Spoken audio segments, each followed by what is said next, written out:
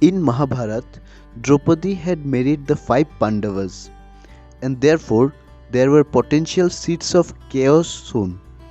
To avoid any kind of conflict among the brothers and parentage confusion of the children, they devised a plan.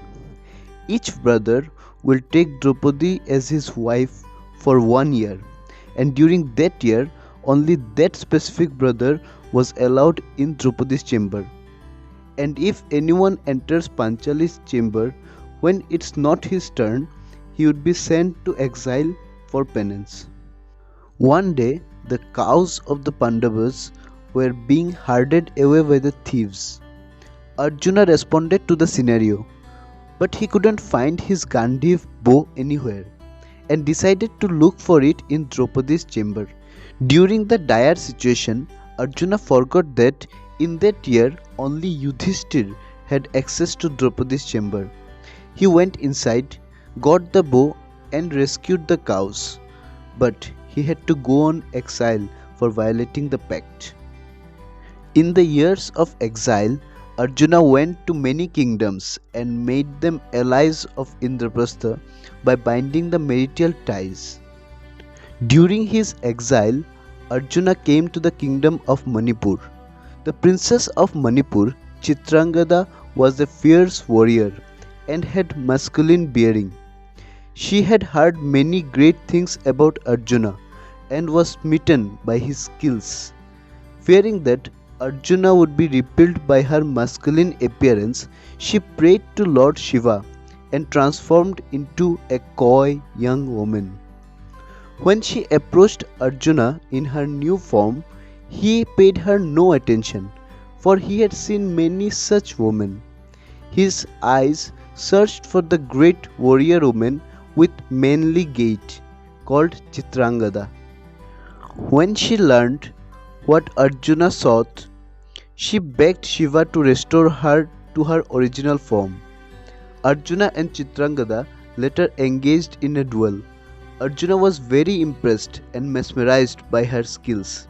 He fell in love with her and married her. In due course, Chitrangada gave birth to Arjun's son named Babruvahana. Babruvahana grew to be a fine young man and a brave warrior. He knew he was the son of the great Arjuna, but he had never met his father. After the Mahabharata war was over, Yudhishthira performed Ashwamedha Yajna. The ritual included to let loose the royal horse and allowing it to roam freely for a year, followed by the army.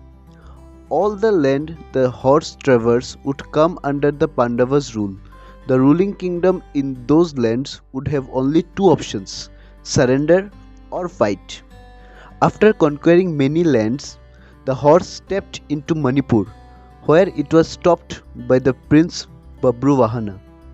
Babruvahana, after realizing that it was the Pandavas' horse, decided to let the horse pass through the city. But Arjuna insisted him to behave like a true warrior and fight for his kingdom. A fierce battle between the father and son broke out. Babruvahana was more than a match for his father and had the best of him in the duel. He very ably destroyed the arrows released by his father, and it took a lot of effort on Arjuna's part to destroy the arrows released by his young son. Then, after hours of fighting, the unthinkable happened. An arrow that left Babruvahana's bow ripped through Arjun's heart, killing him instantly. The greatest warrior of Bharatvarsh lied lifeless. The Pandavas, Babruvahana and Chitrangada were devastated. They hugged the lifeless body of Arjun and began to wail. Later, Krishna arrived in the battlefield and revealed that it was due to a curse by Ganga, the mother of Bhishma.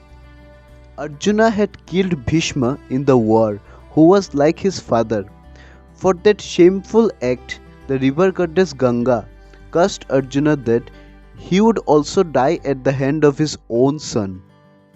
Later, Arjuna was revived with the help of the magical gem of serpents called the Nagmani. Namaskar.